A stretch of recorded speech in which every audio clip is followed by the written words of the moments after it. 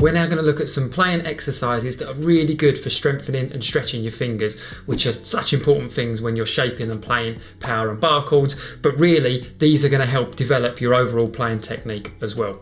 They was taught to me from more of a classical perspective. The guy that I worked with had a huge classical background, virtuoso on violin, played in tons of orchestras, would teach so many different instruments, and he would take a lot of what he had learned from the violin and apply that to other instruments. So obviously with something like a violin, being able to stretch and have that strength and independence in your fingers is really important, much like the guitar. So the first one we're going to look at is really good for building the strength in your first finger, which is highly important, especially once you come to playing the bar chords that we're going to work on later on. So what I'd like you to do is get your first finger tucked nice and close behind the 5th fret, and we're going to start on the finished E string. We play that E string, then we move the finger up slightly to the B, keeping it nice and straight, then up to the G. Also, it's worth pointing out at this point that our thumb is sitting nice and in the middle of the neck. It's not too bunched up like this because that will hinder us from being able to stretch, and it's not too far down pushing the wrist out. It's around the centre, the back of the neck. We're now allowing our finger to remain nice and straight. We creep up from the G to the D, then to the A, and then to the lowest E. Once you get to that lowest E, we want our finger to be nice and straight. We don't want too much of our index finger over the top of that lowest E, and we should then be able to play all 6 strings. See that? We've crept up,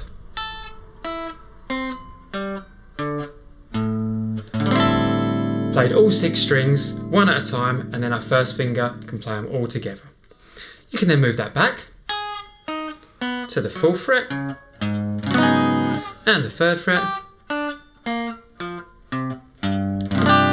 Try that up and down the neck of your guitar and it'll really build the strength from that first finger. Next one we're going to look at is really good for stretching and independence. We're going to start on the 1st fret of the finished E string. And we tuck just nicely behind that 1st fret, play it with our 1st finger. Then our 2nd finger plays the 2nd fret, 3rd finger 3rd fret, 4th finger 4th fret. All the time remaining on the tips of your fingers, nice curve in the knuckle, and that thumb behind, again, not creeping too far over the neck. We don't want to be bunched up like this. We want to be sitting nice and down in the middle. And we play that all together. 1, 2, 3, 4. We can then reverse that. 4, 3, 2, 1. And then we can go up to the next string. Play the same pattern. And back.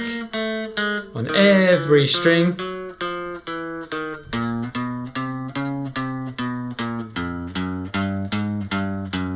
All the time remaining on the tips of those fingers. You can start to muck around with the pattern so you don't have to go back and forth every time.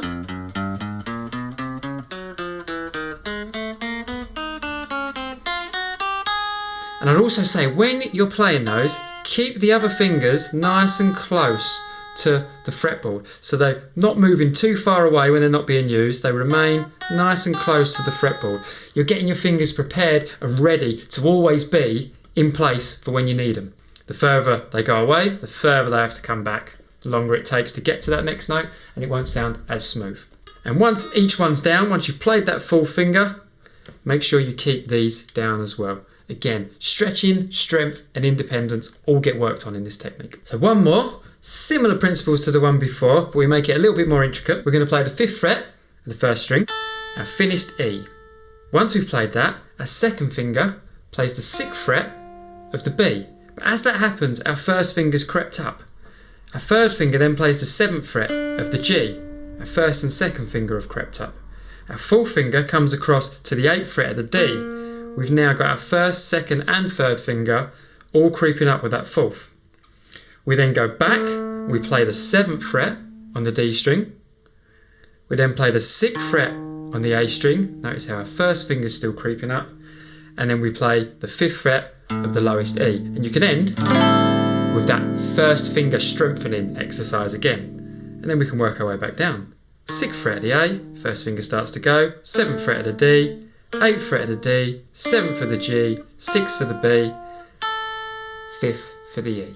And make sure you alternate your picking as well with your right hand as you're doing that. We want down and up strokes. Notice how that first finger is working up the whole time, keeping up with the movement of all the others.